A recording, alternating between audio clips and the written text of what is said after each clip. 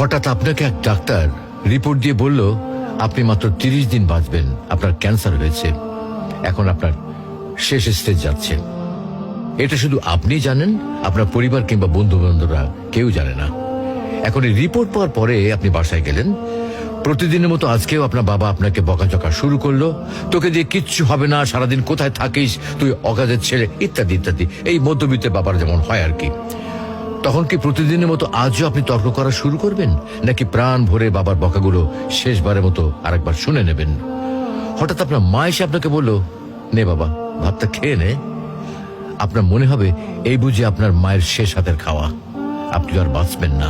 আপনি পরম তৃপ্তি নিয়ে খাবেন এবং আপনার কাছে মনে হবে এটা আপনার শ্রেষ্ঠ খাবার, যদিও ডাল ভাত হোক না কেন। আপনি বের হলেন, পুরনো এক বন্ধুর সাথে দেখা, আপনি যাকে মোটেও সহ্য করতে পারেন না, সব সময় তার সাথে কথা কাটাকাটি হয়, আজকেও সে আপনাকে কিছু কথা শুনিয়েও দিল। আচ্ছা, এখন কি আপনি তার সাথে তর্ক শুরু করে দেবেন? মোটেও না।